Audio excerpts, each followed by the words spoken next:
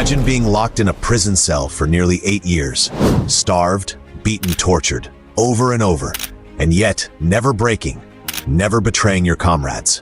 This is the story of James Bond Stockdale, Medal of Honor recipient, fighter pilot, and a man whose unshakable willpower became legend. Welcome to Valor and Sacrifice, where we honor the warriors who shaped history with courage and grit. James Bond Stockdale was born in 1923 in Abingdon, Illinois. A bright and determined young man, he entered the U.S. Naval Academy, graduating just after World War II. Commissioned as an ensign, Stockdale trained as a naval aviator, mastering the demanding art of carrier-based flight. By the early 1960s, Stockdale was a combat-tested pilot, eventually commanding a squadron in the early years of the Vietnam War. On September 9, 1965, while flying a mission over North Vietnam, Stockdale's A-4 Skyhawk was hit by anti-aircraft fire.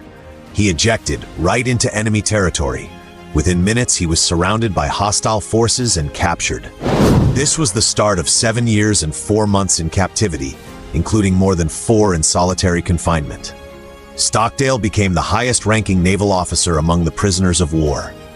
Determined to resist, he organized a secret communication system among prisoners, maintained discipline, and inspired his men to uphold the code of conduct, no matter the cost. Torture was relentless. Beatings, leg irons, ropes cutting deep into flesh.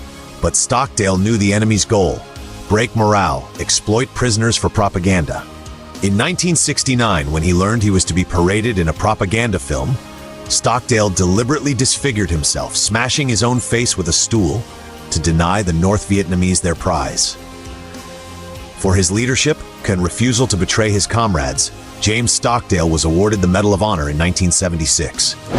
His citation tells a story not of battlefield victory, but of unbreakable will under unimaginable conditions.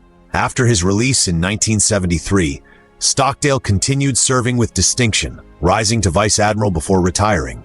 He later became a scholar, author, and even a vice presidential candidate in 1992.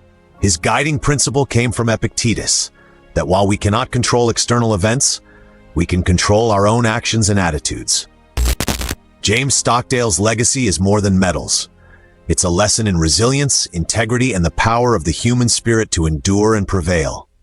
In the darkest of places, he was a beacon of hope for his fellow prisoners, and an enduring example for generations of warriors. This is Valor and Sacrifice, honoring those who lived with courage and fought with honor.